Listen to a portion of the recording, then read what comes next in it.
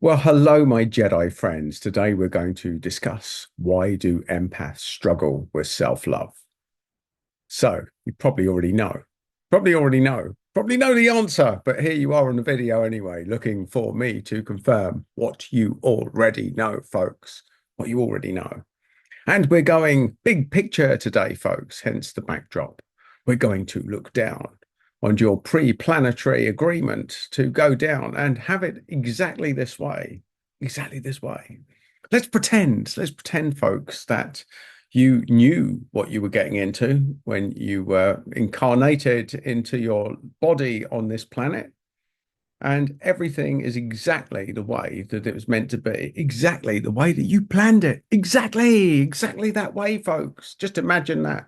Okay, so that might be a little bit far out, might be a bit far out. So let's rein myself right back in. Let's go a bit more down, earthly bound with this to start things off. So the very simple explanation of why empaths struggle with self-love is because an empath by by virtue is sensitive to other people's energy. Sensitive to other people's energy, folks. So you feel if that other people aren't happy, you're not happy. And this is the gift and the curse of the empath. You're not happy if they're not happy. And there is the problem as well. So, especially if you've got narcissistic, psychopathic, sociopathic forces in your world and you're sensitive to their energy, then of course you're going to struggle with self-love. And there you go. There's a slam dunk. That's the explanation, folks. Stop giving a shit about arseholes. Okay, that's maybe a little bit too brutal and possibly too much to the point too quickly. So let me elaborate. Let me elaborate, folks. Let me elaborate. Everybody's superpower skill is both a gift and a curse. Everybody's. Absolutely everybody's. In one situation, it's a gift. In another situation, it's a curse. It's a curse, folks. It's a curse. For empaths, that gift and curse is your ability to sense energy, to feel what other people feel. Empathy. Empathy. It's a gift because it makes you great in any sort of team or family environment for being able to understand who's upset by what and maybe filling in the gaps. Brilliant. Superpower skill, folks. Superpower skill at work, getting teams to function brilliantly. You are the superhero in that environment. Absolute superpower skill, folks. Superpower skill. Understanding the motivations of others. Superpower skill. Superpower skill. Now, let's flip that. Where's the curse? The curse is, for most empaths, is that you don't realize that not everybody has a sense of empathy. You think that the world thinks like you think that the world acts like you. And it can be a long journey, a long, lonely, hard knock journey in realization that some people have no empathy and they are, in fact, complete tossers and don't warrant your empathy. They don't warrant you trying to keep them happy. And there's the problem, trying to keep other people happy. So the simple version of this is that empaths struggle with self-love because they put other people's feelings above their own. That's it. There you go. There's the answer. There's the answer to the question on this video. That's the reason, folks. That's the reason. And it can be a long journey to discover that actually putting your own feelings above people in most situations, maybe not all. You're an empath. You're not. It's not realistic for me to say be a selfish prick, although that is actually what it's heading to. Because in being selfish and being an empath, you will feel better, you'll be in a good space, and you'll have more energy to give to other people. And if that means ruffling a few feathers along the way, so be it. So let's bring that to life. Sometimes maybe people will phone you up, maybe your friends, maybe your family members, they want a hand with something. They want you to take a day out. Now, you might be feeling tired from a really hard and strenuous week, and you may have been looking forward to having a well-deserved day off with your feet up watching that box set that you've been putting off. Then someone phones you up because you're an empath. You feel drawn. They need my help. They need my help. Sacrifice my day off. Well, in actual fact, folks, it might be in your better interest for the greater good to say no in that instance. That's just one very tiny example, a micro example. A bigger example would be, people taking shit in relationships. When somebody's being abusive, if you're with a narcissist, you're no abuse. You just tolerated it for way too long. Being selfish in that environment is just walking out. You're probably not ready to hear that if you're caught in that relationship. But this is what we're talking about here, folks. So many empaths get caught in narcissistic relationships and they spend their whole time wanting to believe that this person is nice, but they're not. They're not. Don't wake up to it. We're so empathic. They're so emotional. They're so needy when they're playing the other side. They're so good with words. They're so good at manipulating the empath that you fall for the lies, you fall for the sweet talk, you fall for the side of their personality where they put on a good front. And this ultimately is a killer because there's two aspects of this, two aspects of it. The first one is that there you are sacrificing your own well-being to try and keep someone else happy. That's the first problem. Second problem is by the time you wake up to this and get out, you've lost years of your life. And then you start beating yourself up for being stupid, for not seeing it earlier, for not getting out earlier, for giving so much of yourself and ending up with nothing. You beat yourself up. This is the curse of the empath, and this is why self-love is so difficult. Because until the empath realizes that it's healthy to put your own needs first, especially if someone's being abusive, someone's crossing the line, waking up to toxic relationships, which is never easy, folks. The other side of this is it's a superpower skill when you finally get there. And although that can be something that happens later in life for you, once it happens, that's it. That's your armor coating. And that doesn't mean you're going to be necessarily unloved. It just means you're going to love yourself more. And it doesn't matter. You'll be less dependent on the needs of others. You'll be less dependent on the love of others. You'll be less dependent on the approval of others. And this is it, the approval. And especially empaths that have a big cause here. Quite often, part of your journey, part of your wake-up call, part of what you planned before you get there was to detach from the family. So there's another thing that I talk about a bit on this channel, but it all ties in. Everything ties in with this subject, with self-love for the empath. Quite often, there has been domino family bullshit where people have toxic behaviors and they pass it on. You hate it as a kid and then you become it as an adult, whether you like it or not, whether you want to admit it or not. We become our parents if we don't heal it. If we don't heal this whole family bullshit domino thing, passing thing from generation to generation, then it passes on. And this is coming from somebody whose parents were psychiatric nurses and had all the training to do all of this, but yet they didn't have the capacity. Now, in fairness, my dad was passing on way more positivity. So I'm not going to hold him in the same degree of account as I would say my mum, who went to therapy to deal with some of the stuff that she perceived that her mother did to her. And then she trumped it. She trumped it. She out bitched her mother and everything that she accused her of, which is lunacy in my world.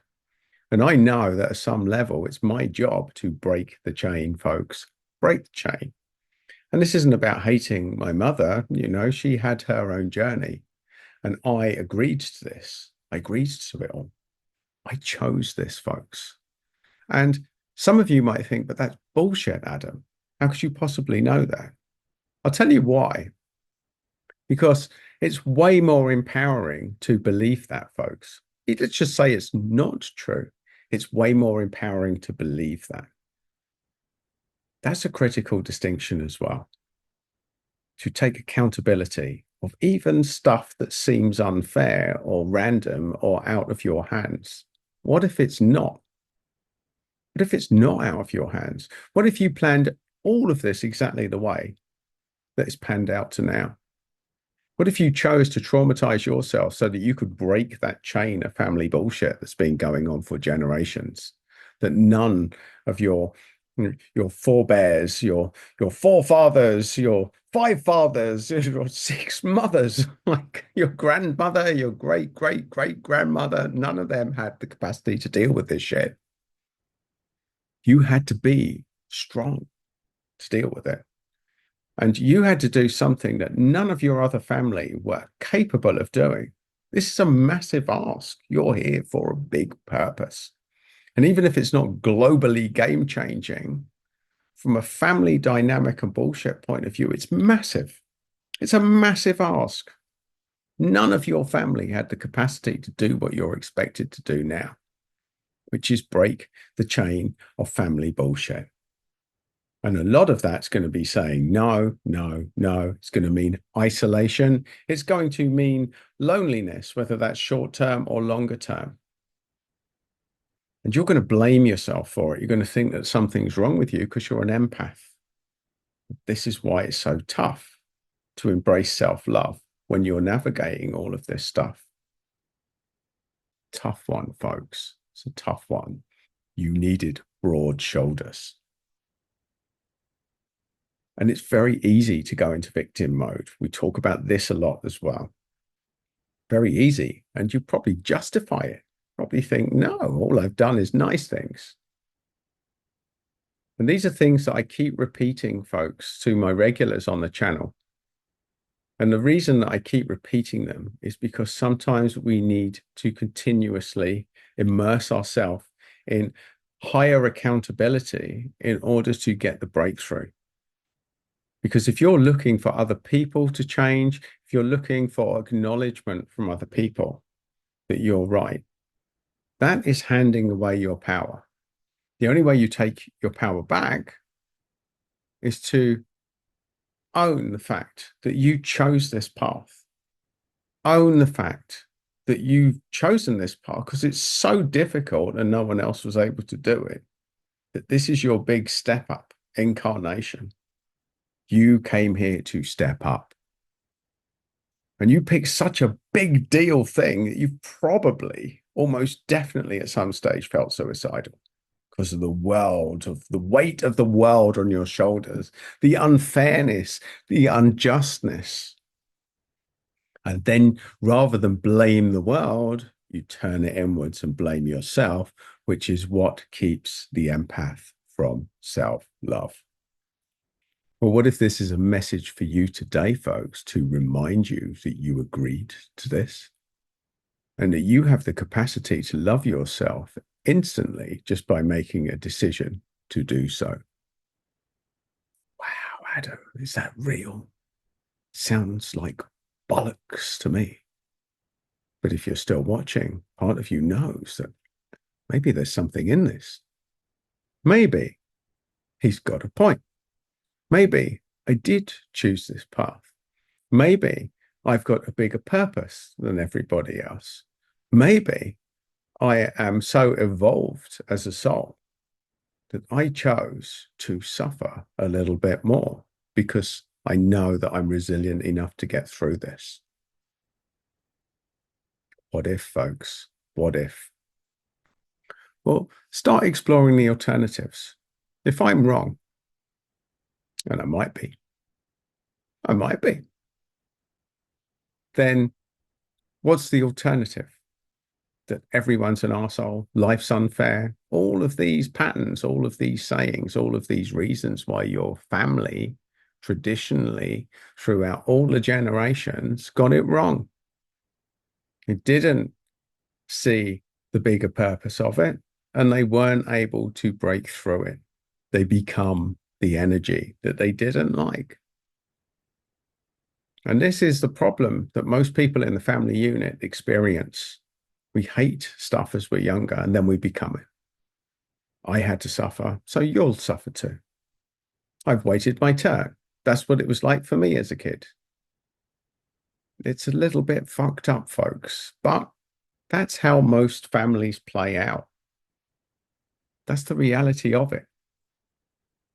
So, my friend, valuing your own relationship with yourself is of primary importance on this journey. And the universe will give you increasing experience of loneliness until you get this, till you wake up to it, until that moment arrives. Ding, ding, ding, ding. And guess what this moment could be? The arrival, folks. The arrival. What if? What if that bald lunatic is talking some truth? Well, you're an empath. You'll know if this feels true or not, because you're probably still watching and you'd turn this off before now if you thought I was full of shit.